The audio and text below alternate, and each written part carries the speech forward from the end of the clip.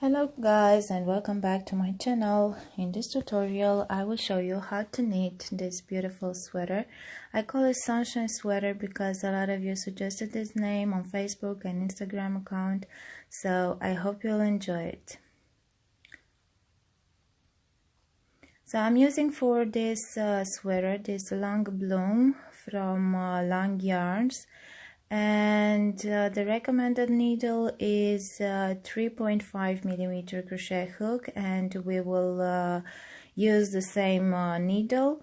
This is a mix of different fibers, and it has most of cotton, and it has this shine from viscose. We are using 3.5 millimeter crochet needle. For the beginning I'm using these straight needles, aluminum straight needles, because I just ordered, I have some cables, but my daughter just broke one bamboo needle, so I don't have any other 3.5 millimeters needles, interchangeable needles, but for the start you can use these ones, but I recommend cable needles because you will need to be longer, because we will keep increasing. So we will cast on 50 stitches. This sweater is knitted from cuff to cuff. So now basically we are working on our first sleeve. And after you cast on the number of stitches that you need for the cuff, I have 50 as I said, we will start with an elastic band. And to do so, we will just knit 1, purl 1 to the end of the row.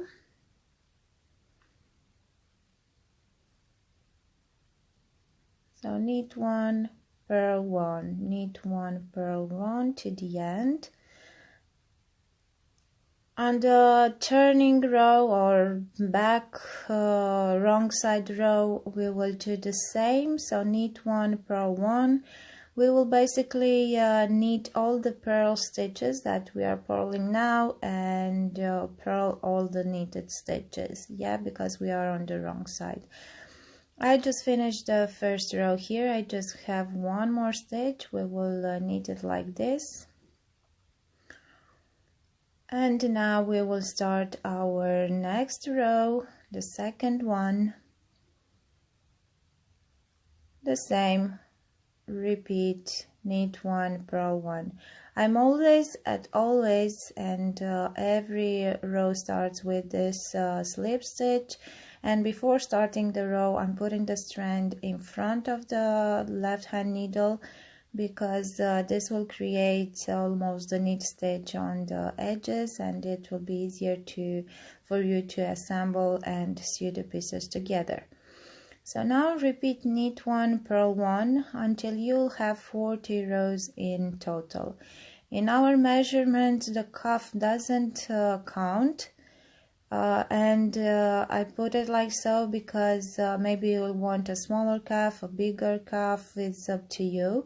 So I will knit 40 rows in this stitch. This is my cuff, but if you want, you can do it smaller, because as I said, this won't count in our measurement, so I didn't put it this. So basically this cuff is extra, let's just say. Now starting with the next row, we will start to increase. We will knit the first 2 stitches and then increase 1 stitch, but I will show you right away how to do this, because at first I didn't do it. Here it seems like I'm knitting all the stitches, but you will have to start and make an increase at the beginning and at the end of the row. And we will do the increases only when working on the right side, so only when you were doing the knit stitches. The wrong side of our work will be without increasing, and you'll have to purl all stitches. For the increase, I use the method make one right, make one left. I don't know for sure if I did this correctly during the tutorial, because I'm not an experienced knitter. I just try to improve my speed and my designing with along with you guys. But I will let a link in the description with a tutorial for make one right, make one left, which makes an invisible increase and which helped me to figure out how to do it properly. So I will let the link in the description below with this useful tutorial, so you can find it there. So now I will show you how I was doing the increases. So first slip the first stitch, then knit the next one, and then I will pick up the strand of yarn from the middle, from between the stitches here, and you'll have for make one right, you will have to grab the strand of yarn from front to back, and for left, make one left, you will have to grab it from back to front. Now I'm knitting all stitches until I will have 3 stitches left. Always make the increase and let 2 stitches at the beginning and at the end after increase, before and after increase. So now I have 2 stitches left. I'm grabbing the yarn from back to front this time, the strand of yarn that is between needles, and knit, putting on the left hand needle and knit. So this is how I did the increases. This created like a visible, more prominent line along my work, which I don't mind. So if you have other methods to make the increases, I'm just showing you how I did the sweater. And of course you can find measurements to up to 5XL on my blog. But with these small things, if you find a better way to do it, then be my guest. So we will continue to repeat one row with increases, one row without, until we will have in total 125 rows. Now I'm folding the piece in half and basically measure from top to down. This will give you the length of the sweater. So now, because it's too short, we need to add an extra stitches just to add a little bit of extra length, and we will do this on both sides. From my measurements, I added 22 stitches on each side, and I'm cast on the extra stitches like this. So I'm just yarn over, putting the yarn on the left needle, then knit that stitch. But you can do this just to knit the first stitch on the left needle. Okay, so just knit the first stitch, put the stitch back on the right needle, then knit that one, put the loop, the stitch that you are getting out on that needle, and in this way you are casting on at the beginning of the row. You can do this also at the end of the row, but I will just do it here at the beginning of the row. And then after we will finish to cast on all the stitches, the extra stitches that we need to get to our length, this is where basically we are starting to work out the body of the sweater. And I have like almost 52 centimeters in length with this extra chain, so I think is enough for this kind of sweater. Continue to cast on the extra stitches until you will have 22 stitches, and then we will turn and work our current row.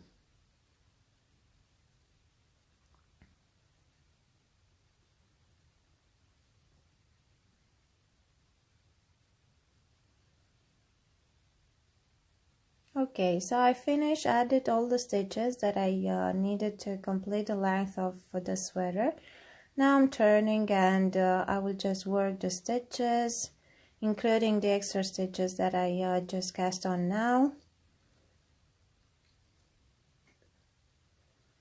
And because I am on a knit row, I will just knit all the stitches to the end of the row.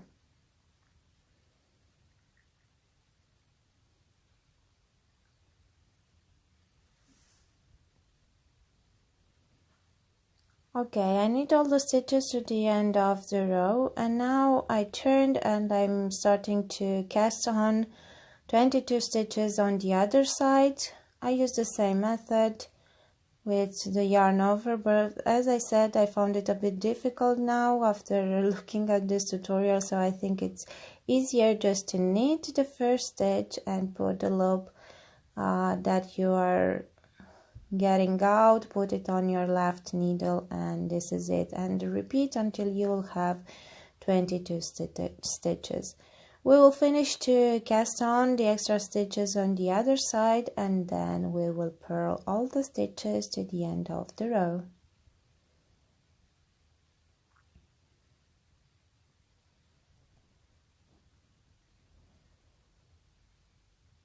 Okay, now all you'll have to do, so I finished this first two rows, then you'll have to continue to knit all the stitches on the right side, purl all the stitches on the wrong side, until you'll have in total 35 rows. And then we will split the work in two and work the front panel and back panel separately, because we will have to let the neck hole. So now just do 35 rows until we will get to the splitting part. I have to say, this body portion of the sweater, you can measure your bigger part of your body, might be the bust, might be the belly, your waist, and this will have to be the width that you will have to knit for the body section of the sweater, because even if it will be bigger in the upper part, we have to make sure that this sweater can be dressed and the hem is not too tight. Yeah, so I designed the sweater to have the bottom the same width as the standard bust measurements. If you need it wider, just add more rows. Now I finished the 35 rows, and now it's time to split, as I said, the front and back. I put a stitch marker in the middle, so count all the stitches and put the stitch marker exactly in the middle. Now I'm using interchangeable cable needles, but if you don't have it, you can just transfer the stitches for the other half on a strand of yarn using a yarn needle, and then work only the first part. Because I'm working with interchangeable cable needle, I will just remove the needle, the working needle, from the old cable. I put a stopper there, and I will connect my new cable that I will use to work only the first panel of our sweater. I'm putting a stopper at the end of this one as well, because I don't want my stitches to slip. And now I will start to work all the stitches to the stitch marker.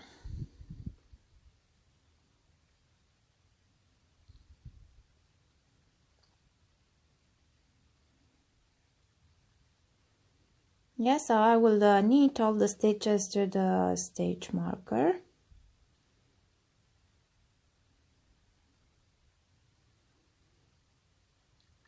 And then I will just remove the needle that is in my left hand and attach it to the new cable that I'm using only for the front side. So now knit all the stitches up to the stitch marker, and we will have to work for the for the neckline, so for the neck hole. In total 57 rows. This is about 20 centimeters on the neck hole, which I think is enough for what we will need. So now I am changing the needles again to have this one on my new cable, and then I will continue to work 57 rows on this side, and then we will move back to the other side and work the same. Okay, I finished the 57 rows. I already changed the needles to the other cable just to have them on my other working piece that I have to work right now. And we will start the back or front, it doesn't matter, because both sides are identical. We will start working from the middle because we want the first row to have the same direction as the first row of the other side. So you have to start from the middle. And I'm explaining here a bit about the color because this is a self-striping yarn.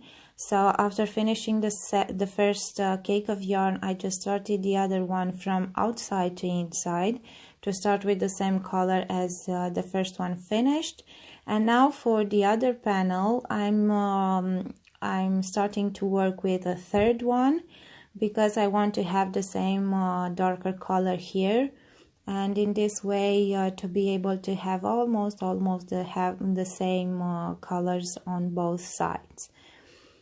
It has a bit of a difference, but yeah, it's better than work it, I don't know, with the lighter color, the yellow, than with this brownish mustard yellow. So now we are knitting all the stitches to the end of the row with other stitches with the other panel, and we will work the same 57 rows to complete this neck hole. And make sure that you will end, so the first row, the first next row has to be on the wrong side, because we have to start from one corner, from the bottom of the sweater here, and to make the join in the middle and continue with the other panel, because we have to make a join and start working the whole piece again together. So now this is my purl row, so I'm on the wrong side, and I will knit all the stitches until I have one stitch left, because we will cross the stitches there. The last two stitches to make the join.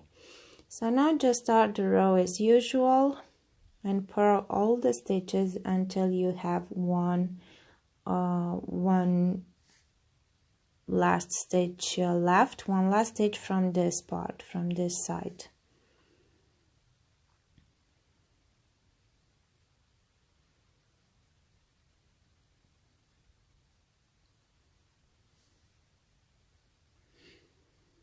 Okay, so I had one last stitch, and then I transferred it to the left needle here, and now we will work first the second one, so the first one of the other side, and I'm trying to put it in front here just to cross these two stitches to make the joint to be more secure and not to have it like I don't know, a big split there. So I just cross these stitches, and then I will just pull all the stitches to the end of the row. So now that we did the join, we just have to work the same number of rows that we did from where we extend the length. We added those extra stitches until the split. So we had 35 rows, so you will have to work 35 rows again now, and then basically from now is just working in the mirror. Yeah, the first part of the sweater that we did, we will do it in the mirror, So now we are starting with those stitches to finish those rows to finish the back, and then we will start with the sleeve to decrease and to get to the cuff again. Connecting the cables again, because we worked with 2 cables, and now I just want to keep the longer one. By the way, this is a 100 centimeters cable cable, and it's perfect for the length that we have here, because we keep increase, so we need longer cable. So this is our neck hole, and now we will continue to work 35 rows. Okay, and after these 35 rows, here we are, the body of our sweater is done, and we have to cast on the stitches that we added for extra length. Yeah, because we have to get with the same number of stitches before starting to decrease for the second sleeve.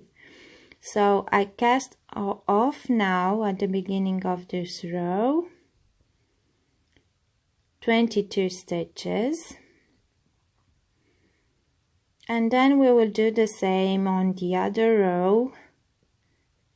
At the beginning of the turning row, we will cast on 22 stitches on the other side. So now cast on 22, then purl all the stitches, and when you are turning back, we just cast off the first 22 stitches, and we will meet there just to see how we will continue from there.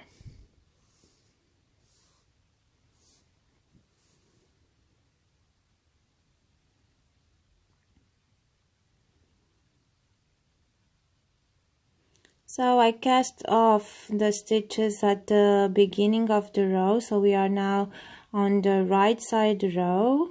I cast off the stitches in this side also, and now we are starting to decrease and work the second sleeve. So I slip the first stitch, and now I'm making the first decrease by knitting 2 together. And we'll do the same decrease at the end of the row. So I made the first decrease, and now knit all the stitches until we have 3 stitches left, and we will do a decrease to the end of the row as well. Basically now we have to do the same number of rows as we did at the beginning for the sleeve after cuff. So you will have to decrease for 125 rows. So basically we will decrease the same as we increase on the first sleeve, only on the right side row. The back side row, the wrong side row, we will just purl all the stitches as we did in the first part as well. And we will continue with 125 stitches, or if it's easier for you, when you will have the same number of stitches as the one you started.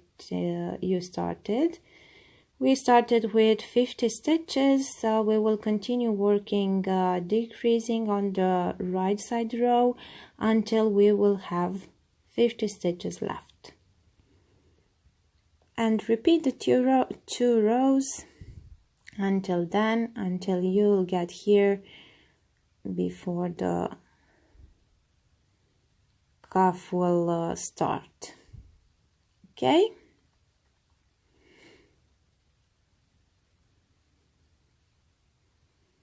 Okay, so I just finished with decreasing. I'm here, I have 50 stitches as I had on the beginning of our sweater, and now we will have to work the cuff. So we will start working purl 1, knit 1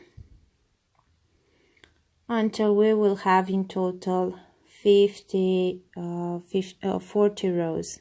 I think 40 rows we had, yeah. 40 rows for the cuff, or as many rows as you did for the cuff if you chose to make a different amount of rows for the cuff. So the same elastic ribbing pattern with purl 1 knit 1 this time, because we are on the opposite side. And after finishing the cuff, we will just cast off and we will see what we will have to do from there. So now purl 1, knit 1, and repeat to the end of the row.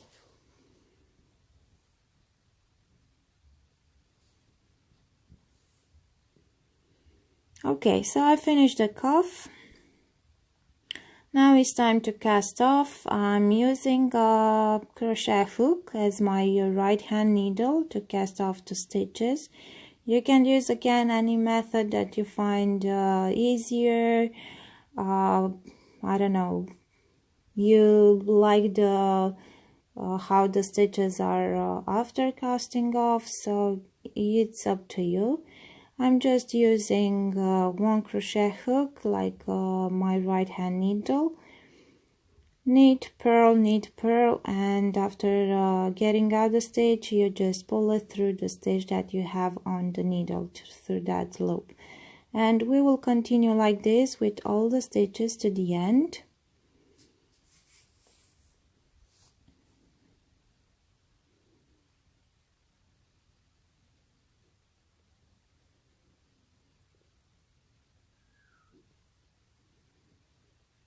Like so. Now purl and pull the loop through the loop that you have on the hook. Always you have to have only one loop on your hook. Now that I finished, I'm just fasten off,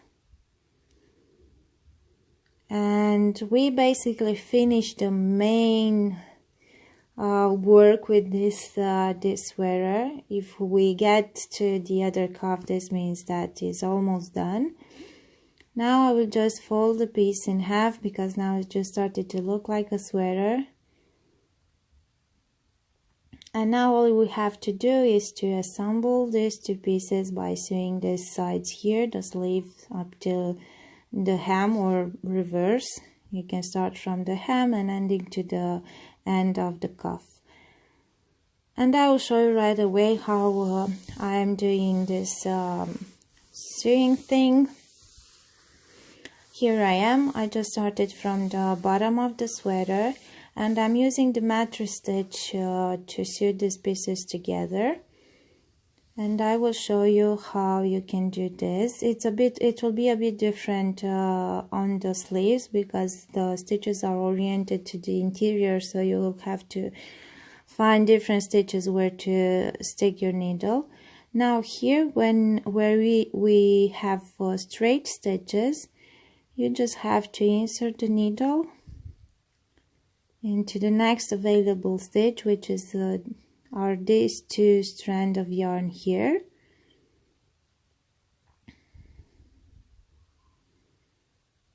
And then going into the one that is on the other side, and do the same.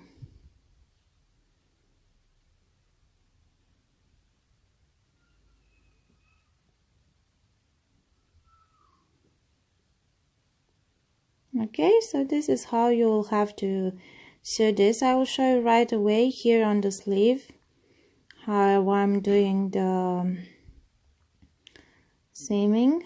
Here, just insert the needle like this. So you have two available stitches.